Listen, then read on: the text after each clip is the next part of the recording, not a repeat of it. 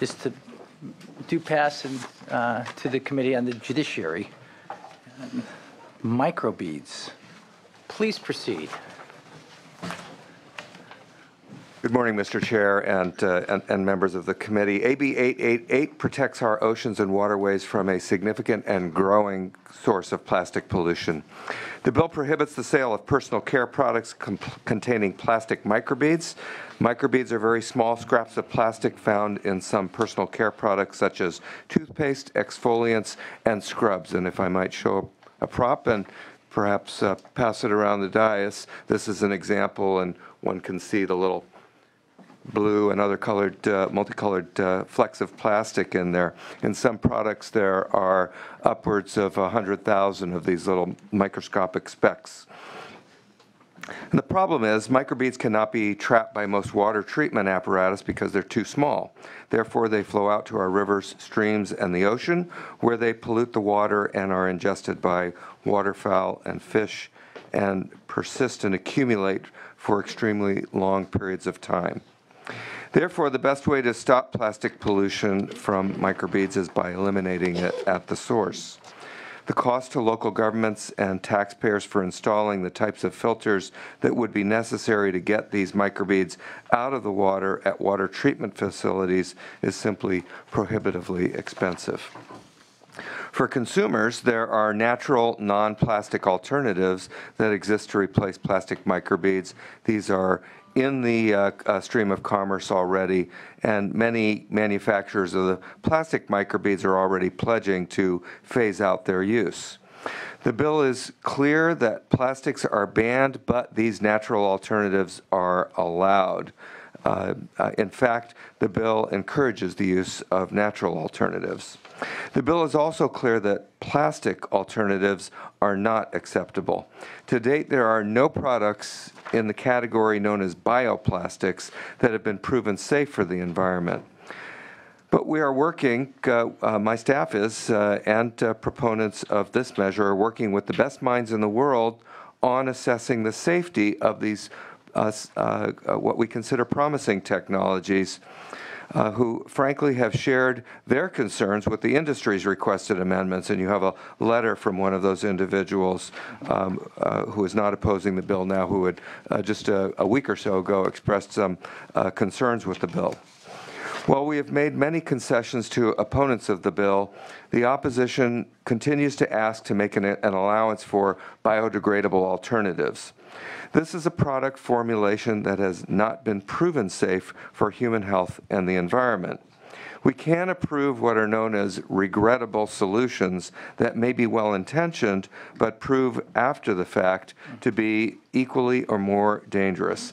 An example of this was the disastrous use of MTBE as a fuel additive, ostensibly to reduce air pollution, a salutary goal, but as it turned out, a disastrous water pollutant. Thus, it is very dangerous for us to approve a product or a type of product that does not yet exist and cannot be assessed today for its environmental safety. A far better alternative, and the one we propose to follow, is to encourage and work with innovators to craft a process that identifies exemptions for new products that have been peer-reviewed and meet criteria that show they are safe for human health and the environment. We've had discussions with supporters and opposition around doing this, but it simply is not appropriate to incorporate into this bill. And I'd like to pledge today to continue the conversation about this topic with all stakeholders with the goal of bringing legislation forward in the next session. The continuing use of harmful and unnecessary plastic microbeads carries with it serious costs for our environment and on taxpayers for cleanup, if they can be cleaned up at all. Microbeads are a relatively recent addition to products, and the damage they are already causing may be irreparable. This bill has had bipartisan support, and I'd like to introduce witnesses Mark Murray with California. Well, I don't see. Oh, there you are, Mark. All I needed to do was turn left. Mark Murray with Californians Against Waste. Steve Wilson with an organization that has my favorite name for an organization, Story of Stuff, and Jessica Ganger with California Association of Sanitation Agencies. Very Thank good. you. Let's hear from the first witness. Mr. Chairman, a big difference a year makes. The vast majority of the personal care industry has now recognized that we need a clear and consistent prohibition on including little bits of plastic in the products that we put in and on our bodies. The language before you is the clearest loophole-free policy in the nation, and when enacted, it will become the de facto national standard. I want to express our appreciation to your staff. You heard this bill last year. Your staff has stayed in the loop and helped us in terms of putting together this policy that we have here today, and we appreciate that. You're going to hear from opposition that is objecting to not what this bill does, but what it fails to do. And as this committee is very familiar, going back to 2004 and then updated in 2011, California has enacted policies that establishes rules for making claims of degradability and biodegradability as it relates to plastic products. That's existing law. Now, there's no product that can meet those standards. And in fact, the Attorney General has gone after plastic manufacturers that have made those claims. So that's a broader piece of existing law. And I think that that's what the author is proposing to do, is to address this question of biodegradable plastics, because it's not just microbeads. It's a broad range of plastics where packaging, agricultural plastics, where biodegradability, if we can get to that standard, may make sense. That discussion belongs in a broader bill to address the larger question of biodegradable plastics, not in this bill on plastic microbeads. Again, thank you for your time and patience on this legislation, and we urge an aye vote. Next witness. Mr. Chair and members, Jessica Gauger on behalf of the California Association of Sanitation Agencies, here today as a co-sponsor and in strong support. Our membership is comprised of the major wastewater treatment agencies in California, who combined serve over 90% of the sewered population. The agencies are charged with protecting the public health and the environment in those communities that they serve. Plastic microbeads are washed down the drain as part of their intended use and do not break down in the wastewater stream. They're also what we call neutrally buoyant, so they can slip through the ordinary wastewater treatment processes that rely on sediments to settle to the bottom or float to the top in order to be removed. Research shows that plastic microbeads are being discharged in effluent into California's waterways and are harming the natural environment. There are some wastewater treatment plants with more advanced treatment that can remove microbeads. However, the majority of plants are not treating to this level, and the cost to upgrade all treatment plants to treat to this level to be able to remove microbeads is unknown, but it would likely be very high, and ultimately it would be the burden of local ratepayers. In our view, this is not a realistic option. It is our belief that this is a source control issue, not an end-of-the-line treatment issue. There have been some discussions about the need for an exemption in the bill for biodegradable alternatives. One serious concern our members have raised about allowing biodegradable microbeads is, what exactly do they biodegrade into? Yes, it is possible that some might be benign, but if they do break down into potentially harmful contaminants, this could ultimately impact a plant's treatment obligations, or worse yet, could still continue harming the environment. AB 888 is focused on banning the use of plastic microbeads in existing products that are on the market now. For these reasons, we're in strong support of the bill and would urge your aye vote. Next. Mr. Chairman, members, my name is Steve Wilson, and I'm the campaigns director for the Story of Stuff project. About 3 years ago, I was on an expedition in the Great Lakes with another co-sponsor, the Five Gyres Institute. And this is where we discovered the vast majority of these beads in the environment. We traced it upstream. We made a match to personal care products. And so we set out on a campaign to eliminate them from a source standpoint. Originally, I had a conversation with Johnson & Johnson about 2 years ago, and they voluntarily agreed to phase out polyethylene microbeads. The issue is they didn't tell me when they'd do it or with what they would do it. And they still haven't.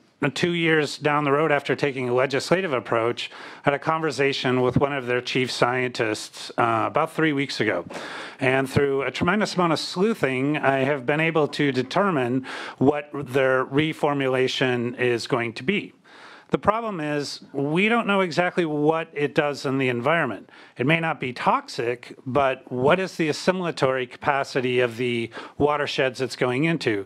That is, how quickly can nature process this stuff? Is it going to create a nutrient bloom? Many of these questions are unanswered by peer-reviewed science.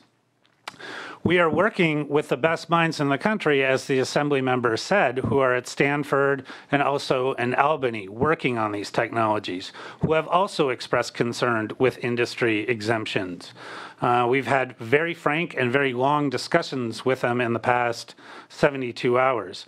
And we believe that we now have the full brain trust to, again, revisit this. But what AB 888 is about is banning what's on the market right now.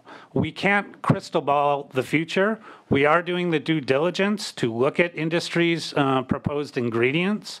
However, I wish your aye vote on this bill because I believe that it's more appropriate to deal with this in a separate bill later. Thank you. Very good. Others in support of Mr. Bloom's legislation? Mr. Chair and members, Christopher Castrillo on behalf of the City and County of San Francisco and the Office of Mayor Edwin Lee in support. Michael Pimentel with the City of Los Angeles Mayor Eric Garcetti in support. Good afternoon. Kathy Cole with the Metropolitan Water District of Southern California. Our board voted to support this measure last week. Not only the water quality benefits are important, but also the protections for native fisheries in our rivers, streams, and the Delta, as well as our oceans. We urge your aye vote. Members of the committee and Mr. Chairman, Sharon Green with the Sanitation Districts of Los Angeles County here in support. Thank you. John Dane, Executive Director of the California Resource Recovery Association. We are in strong support of this legislation. Thank you. Eddie Moreno on behalf of Sierra Club California in strong support. Blake Kopshow on behalf of the Five Gyres Institute. We're a co-sponsor on the bill here in support. I'm Andrea Ventura with Clean Water Action, and we are also a co-sponsor on this bill. I just want to add that in addition to the other reasons to support this bill, I'm working on a stakeholder group working on recycled potable water, and we don't need to add complications to that issue as well as we strive to ensure we have drinking water for the future. Steve Baker with Aaron Reed & Associates for the Monterey Bay Aquarium in support. Claire Desser on behalf of Ocean Conservancy in support. Kelly Did on behalf of California League of Conservation Voters in support. Bill Alio for the Environmental Working Group in support. As Mr. Murray said with the Californians Against Waste, the Illinois version of this is a much weaker bill. This is the right way to go. Thank you. You've got the best minds in Albany, City of San Francisco, Los Angeles. Let's hear from the opposition now. Opposition to AB 888, please come forward.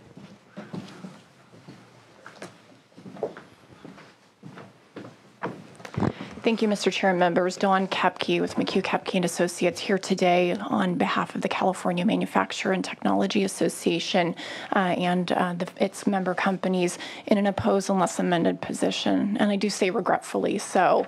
We have been working with the author and proponents to try to find that middle ground to address the concerns which really go to the heart of what alternatives we can look to use going forward. And to the extent that we can address those concerns, our companies have agreed to not only remove our position, but formally support the bill. The companies have already made that very firm commitment to move out of those polyethylene traditional plastic microbeads without question, and it had already agreed to do that long before any legislation had surfaced anywhere in the country. But in terms of moving forward and looking at alternatives, some of the natural exfoliants that are available, walnut shells, sugars, and what have you, do not necessarily work for every particular application, particularly particularly when you're looking at over-the-counter products with active ingredients, consumers who may have an allergy to some of those natural things, walnut shells and others. That's not to say that they're not good alternatives, certainly, but they just don't work necessarily in every application. In terms of, going forward, our concern with the bill as currently drafted relates to the definition of a plastic microbead and the concern that the bill would ultimately ban some of those inventive new technologies that are being developed that are commercially available today. And importantly, you'll hear from another person to my right from micropowders about the fact that those commercially available alternatives are indeed biodegradable. They are tested by third-party labs against OECD standards that are the most stringent standards relative to persistence and biodegradation. Further, they meet those guidelines as part of moving forward in our really, truly good faith effort to try to address the concerns, work with the author and proponents. We've put forth well over 20 sets of different amendments on the definition of plastic microbead over the course of the last year and a half, really, truly in a good faith effort to try and find that middle ground. Our latest proposed amendments that you have all seen really were our effort to try and address some of the concerns raised by the author and proponents around concerns about persistence and biodegradability and what kind of guideposts and guidelines that would look to. Again, OECD as one example of a number of entities that have guidelines and standards in place. Those have been in place for a number of years, decades, I would even say. And those are the types of standards that the companies are looking to. They are standards that use a variety of tests against river water, freshwater, marine water as part of those testing protocols. And anything that would come out of that testing protocol that would be fragmented or what have you would not pass that. So the alternatives that they're looking at and requiring those third-party entities to meet are actually such that they have to pass those tests and for the companies to even consider them. In terms of, those amendments we provided to you, they were in a good faith effort to try and say, okay, there are guideposts in place that would potentially get to those concerns around persistence. Further, it's not often you have companies, industry-oriented entities coming to you and saying, we're open to further regulation. The language, again, was in a good faith effort to say if California wanted to establish its own specific standards for these types of applications, that we would be amenable to that as well. Certainly, we're open to a different approach on the language. I think part of the concern is we haven't made headway, and the concerns remain the same as we have relative to that narrow piece, the microbead alternatives that we would be looking at. In terms of also going forward with regard to peer review, these alternatives, again, do go through these testing protocols, and the testing protocols have been peer reviewed themselves, such that they use, again, freshwater, marine water as part of those testing procedures. It's not just out of the tap and just testing against just non-related natural environment type things. That said, each natural environment is somewhat different based on sediment flows and what have you. So the testing protocols try to set up the best mechanisms to ascertain whether these types of applications would be workable based on those protocols. So with that, and unfortunately, we must remain opposed unless amended at this time, but certainly truly want to be able to make headway on this in terms of moving forward with cleanup next year. Our concerns are the companies are reformulating now. A number of the companies have already agreed to phasing out long before the deadlines contained in the bill, which is certainly positive. Some companies may only have just one or two products to reformulate.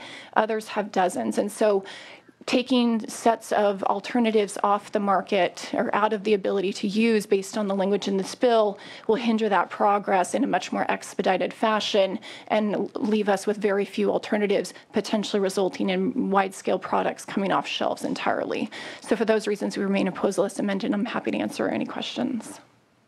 We'll get back to questions when we hear from the next witness. Thank you, Mr. Chairman and members of the committee. My name is Richard Zarnecki, and I'm the technical director for Micropowders. We are a leading supplier of exfoliating products to the personal care industry. We are based in Tarrytown, New York, and our West Coast distribution is out of Berkeley, California. Micropowder supports the intent of AB 888 in phasing out traditional microbeads. We agree that petroleum-derived plastic microbead technology accumulates in the ecosystem and should be banned. At the same time, we are here today to present and support alternative materials that do not accumulate in the ecosystem and that are actually good for the environment. This innovative technology is exactly the type of scientific advance that California has been known to embrace and promote. We've spent the last 5 years at Micropowders developing a number of technologies that readily biodegrade in the environment. These materials are typically derived from sugar and are formed in a natural biofermentation process by microorganisms that feed on the sugar and produce a sugar-derived biopolymer. The new materials that we are promoting include PHB, PHA, and PHBV. These biopolymers have been demonstrated by independent third-party testing to rapidly biodegrade in soil, freshwater, and seawater using globally recognized OECD and ASTM test standards. These materials actually act as food in the ecosystem, where microorganisms use the material as a bionutrient. The only byproduct of this process is carbon dioxide.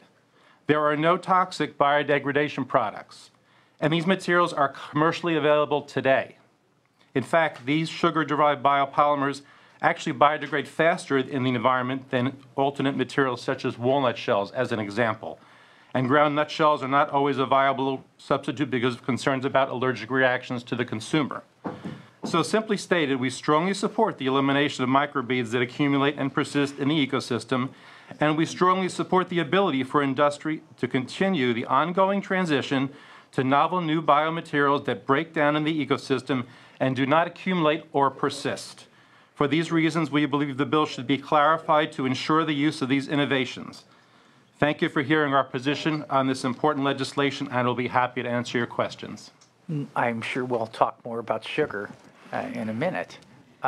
Let's hear other opposition. Mr. Chair and members, Maureen Higgins representing Biocom and AdvaMed, the Advanced Medical Technology Association. We are also opposed unless amended. Greg Herner on behalf of the California Life Sciences Association, formerly CHI, and we are opposed unless amended. And because of the deadline in the bill, we'd strongly encourage the committee that has jurisdiction here to maintain this bill in committee while we work out these final issues. There's no urgency to moving this bill out today. My vice chair has a question. Just a question of clarification, because I want to make sure we're talking about the same amendments. So I know that Don made comments about amendments. Two other individuals have commented unless amended. I want to make sure we're all talking about the same amendments. Yeah, we're all talking about the same amendments. Thank you. Okay. Anthony Sampson, California Chamber of Commerce, also opposed unless amended. Tom Jacob on behalf of the Chemical Industry Council of California, opposed unless amended for the reasons stated. Thank you. Dennis Albiani on behalf of the Grocery Manufacturers Association. We are opposed unless amended as well. Terry Thomas on behalf of the Consumer Healthcare Products Association. Our membership are the leading manufacturers of over-the-counter products, many of which are the subject of this legislation. Thank you. And we are also opposed unless amended. Hi, Beth Brzezinski with Procter & Gamble, opposed unless amended. Thank you. Hi, Angie Minetti with the California Retailers Association, also opposed unless amended. Thank you. It was unbelievable. It's like the opposition came up in alphabetical order as I'm crossing off the people. We're very organized. Okay, I have a question, and I hear from everybody. I'm looking at let's look at the second amendment that's talking about an alternative to the plastic microbeads that meets this relevant and established persistent guidelines developed by OECD, ASTM, and other comparable organizations. So just from a technical point of view, we're the legislature. If it becomes state law, we need to enact something, my understanding, versus delegate it to peer review or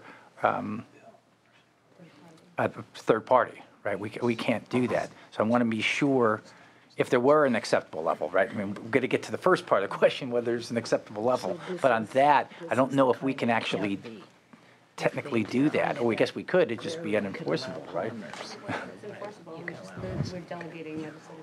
Yeah. If I may, Mr. Chair, in terms of that, often times these sorts of kind of standards are provided or the authority to develop the specific standards are delegated to the agencies that kind of have jurisdiction over that, in that they have the technical expertise on these issue areas. Certainly, again, this amendment was truthfully in an effort to try and have some sort of framework to work from, and in an effort to try and address some of the concerns and provide some semblance of guideposts around, the established standards that are already in place and what the state of California may look to as something that is acceptable, workable, until the state may decide to do its own. Also, I would note, as part of the Green Chemistry Program, Safer Consumer Products Program, the legislature set in place a few of the criteria, but ultimately delegated to the Department of Toxic Substances Control to develop more, kind of meat on the bone, if you will, regarding, those types of considerations. Not exactly the same, but in terms of the details of those sorts of things, green chemistry was set up so that the scientists could establish kind of the parameters for review of various materials and chemicals in products. But again, we're happy to even look at additional, different language. The key here is that it was our intent and our best effort to try and have some kind of framework to go by that would provide some guideposts and parameters. If it needs to be kind of a different framework than this, our interest is really that we're not cutting off the innovative new technologies that are already commercially available, but also a number that are still in production that rapidly degrade based on testing thus far, even faster than what's commercially available now. Let's hear from the Assembly member, the author of this legislation. We're talking plastic microbeads, and then there are alternatives. So given your definition, it seems like some of these alternatives, sugar alternatives, may still fall into that definition. Maybe I'm just making that up. It's possible, and I think there's two issues here. One is the need to ban plastic microbeads as we currently know them.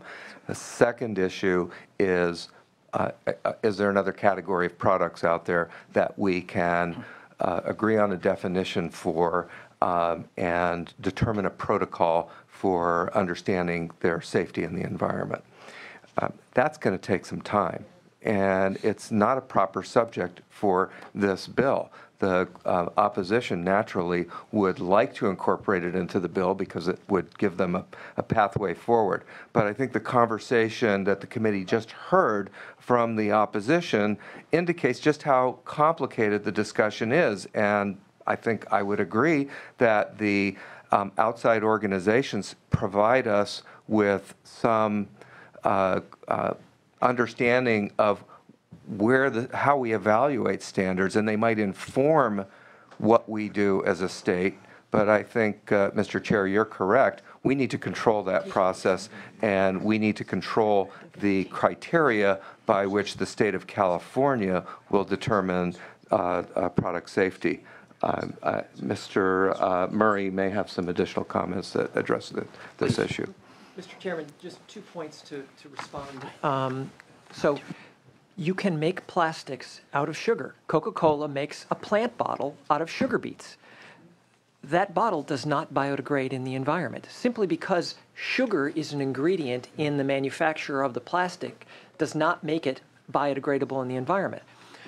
The opponents have shown us a laundry list of various standards, OECD standards, for breakdown of chemicals in the environment.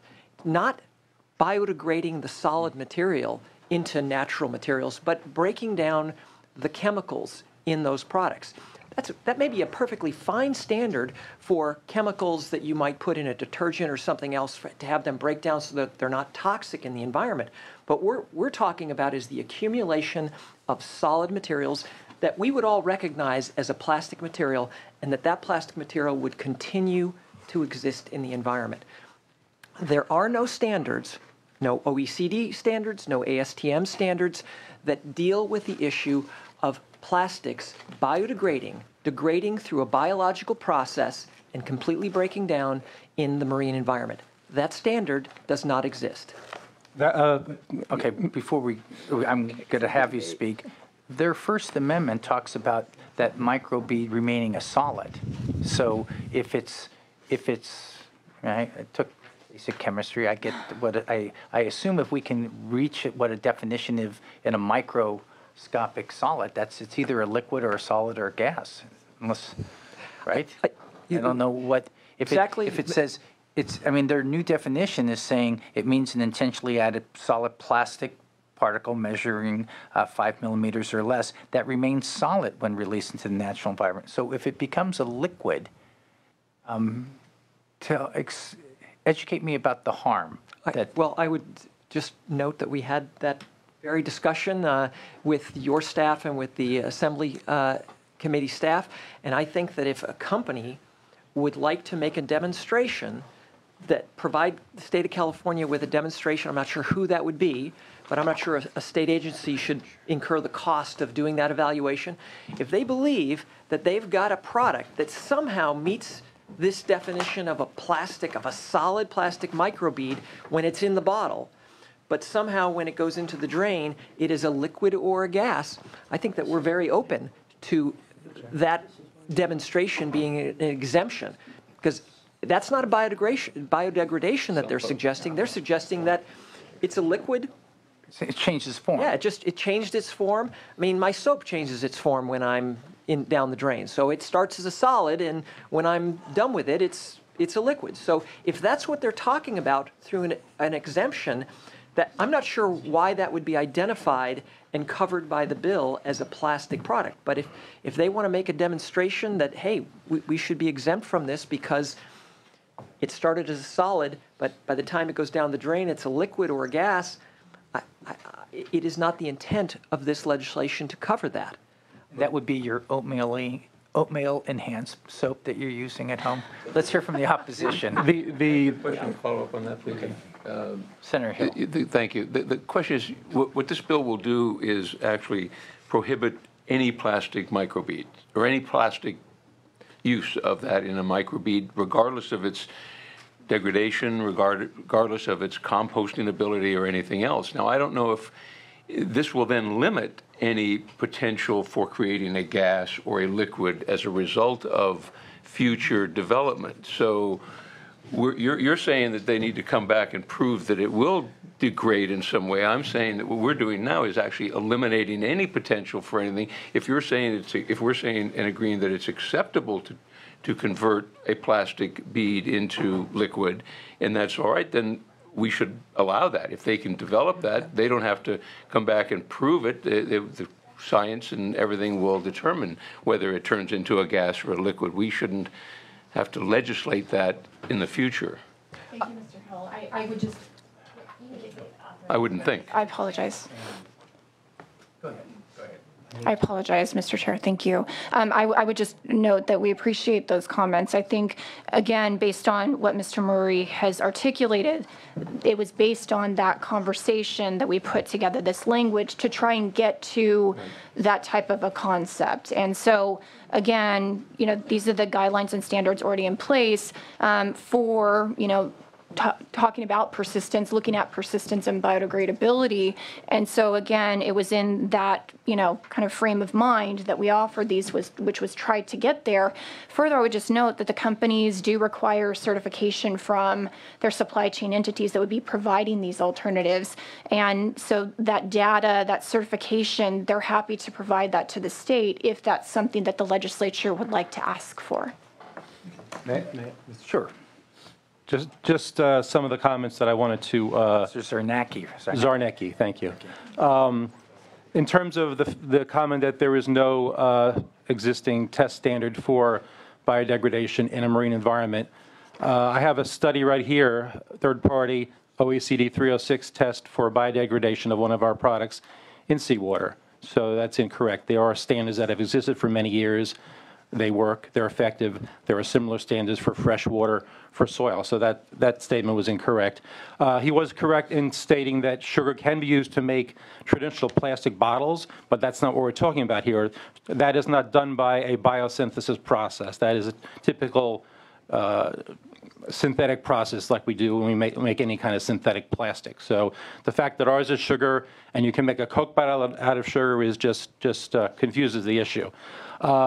In terms of the fact that these types of materials, PHB, PHA, This is not new science. These materials have been around for a long time, and there is plenty of academic data and study on their biodegradation. So academia accepts that these are highly biodegradable materials. So I question why they're fighting something that everybody seems to agree in academia are very biodegradable, can be measured with test standards, and should be exempted on this bill.